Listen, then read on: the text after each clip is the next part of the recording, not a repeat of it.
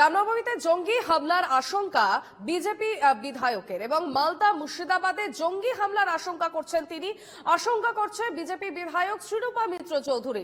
তিনি বলছেন মোথাবাড়ির কায়দায় নাশকতার ছক কষছে স্লিপার সেল এবং জঙ্গি মোকাবিলার ক্ষমতা পুলিশের নেই। আশঙ্কার কথা জানিয়েই মোদী শাহ মমতাকে এবার চিঠি দিয়েছেন তিনি। আধা সেনা মোতায়েনের আর্জি জানিয়ে চিঠি শ্রীরূপা মিত্র চৌধুরী। বিজেপি বিধায়ক শ্রীরূপা মিত্র চৌধুরী আশঙ্কা করছেন তিনি যে রামনবমীর দিনে জঙ্গি হামলার আশঙ্কা করছেন এবং মালদা ও মুর্শিদাবাদে এই জঙ্গি হামলার আশঙ্কা করছেন তিনি।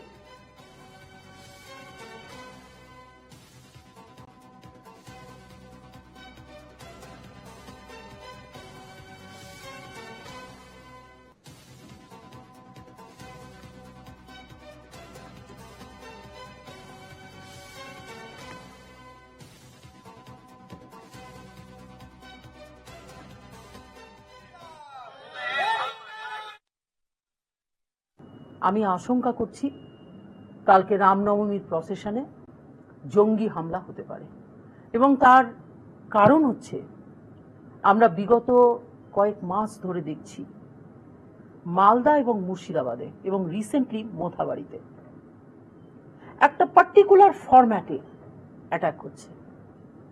এই ফরম্যাটটা কারা দিচ্ছে? বিভিন্ন জঙ্গি সংস্থান, তারা কিন্তু আমাদের এই মালদা মুর্শিদাবাদে সাইলেন্ট অপারেটর, আন্ডারগ্রাউন্ড অপারেটর।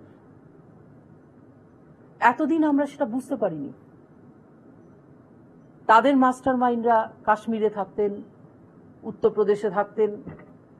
ওই সব জায়গাতে শান্তি ফেরত আসার পর তারা আজকে বেছে নিয়েছে আমাদের পশ্চিমবঙ্গকে as a safe shelter.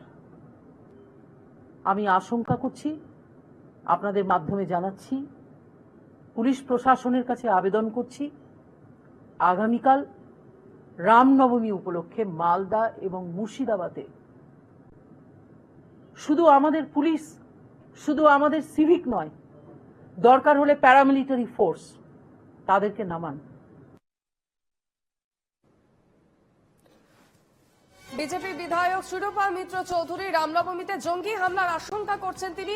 Malda এবং মুর্শিদাবাদে জঙ্গি হামলার আশঙ্কা করছেন তিনি। যেমনটা বলছেন যে মোথাবাড়ির কায়দায় নাশকতার ছক কষছে স্লিপার সেল।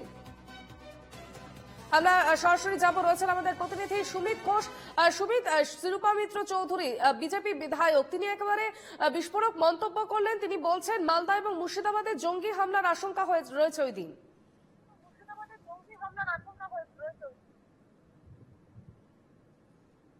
দেখো, একেবারেই তাই। তিনি স্পষ্ট করেছেন সাংবাদিক বৈঠক করে সে কথা। তিনি কি জানাচ্ছেন সাংবাদিক বৈঠক করে আশঙ্কার কথা? যে মালদা এবং মুর্শিদাবাদ এই দু জেলায় আগামীকাল যে রামনবমীর উৎসব হবে এবং শোভাযাত্রার আয়োজন করা হয়েছে, সেই শোভাযাত্রায় জঙ্গি হামলা হতে পারে, এমনটাই কিন্তু তিনি আশঙ্কা করেছেন। এবং এই আশঙ্কা করে তিনি কিছুক্ষণ আগেই সাংবাদিক বৈঠক করেছেন। এবং শুধু সাংবাদিক বৈঠক নয়, মালদা এবং মুর্শিদাবাদে এই রামনবমীর শোভাযাত্রায় জঙ্গি হামলা হতে পারে, এই নিয়ে তিনি দেশের প্রধানমন্ত্রী, স্বরাষ্ট্রমন্ত্রক এবং তার পাশাপাশি রাজ্যের মুখ্যমন্ত্রী মমতা বন্দ্যোপাধ্যায়কেও লিখিত আকারে বিষয়টি জানিয়েছেন। এবং তার পাশাপাশি তিনি আরো যেটা আশঙ্কা করছেন যে মালদা জেলায় যদি জঙ্গি হামলার মতো ঘটনা ঘটে, সেই ক্ষেত্রে পুলিশের পক্ষে সেটা মোকাবিলা করা বা রুখা কিন্তু সম্ভব নয়। তার জন্য তিনি লিখিত আকারে কেন্দ্রীয় স্বরাষ্ট্র মন্ত্রক এবং প্রধানমন্ত্রীর কাছে আবেদন করেছেন যে সেই ক্ষেত্রে আগামীকালের জন্য নিরাপত্তার কথা মাথায় রেখে যাতে আধা সামরিক বাহিনী মোতায়েন করা হয়। অর্থাৎ আমরা দেখি যে প্রতি বছরই এই মালদার ক্ষেত্রে বিশ্ব হিন্দু পরিষদ এবং রামনবমী উদযাপন কমিটির পক্ষ থেকে এক বিশাল শোভাযাত্রার আয়োজন করা হয়। মালদা শহরের পল্লীশ্রী মাঠ থেকে এই শোভাযাত্রায় লক্ষাধিক মানুষের সমাগম হয় এবং সেই শোভাযাত্রাতেই এবারে জঙ্গি হামলার ছক কষা হচ্ছে, নাশকতার ছক কষা হচ্ছে, এমনটাই কিন্তু তিনি আশঙ্কা করেছেন। এবং এই আশঙ্কার কথা তিনি শুধু সংবাদ মাধ্যমে নয়, তিনি লিখিত আকারে কিন্তু একদিকে যেমন কেন্দ্রীয় সরকারকে জানিয়েছেন, ঠিক একই রকম ভাবে কিন্তু রাজ্য সরকারকেও জানিয়েছেন। আর এই নিয়েই কিন্তু একটা রাজনৈতিক চাপানোতর শুরু হয়েছে গোটা জেলা জুড়ে। আর তৃণমূলের রাজ্য তৃণমূল কংগ্রেস কমিটির সাধারণ সম্পাদক কৃষ্ণেন্দু নারায়ণ চৌধুরী তিনি যেটা জানাচ্ছেন যে এখন সামনেই বিধানসভা ভোট, তাই এই শ্রীরূপা মিত্র চৌধুরীকে ময়দানে দেখা দিয়েছে। তুমি সঙ্গে থাকো।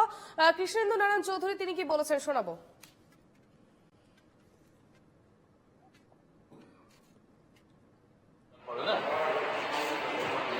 নিজস্ব করে কথা বলে।